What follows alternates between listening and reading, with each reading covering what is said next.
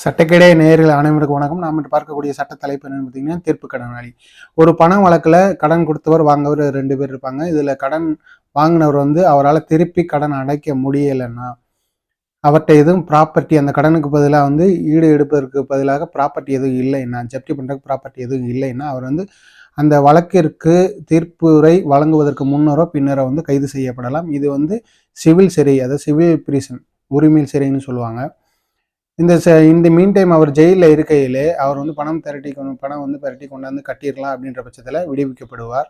கட்டிட்டாருன்னா விடுவிக்கப்பட்டுருவார்.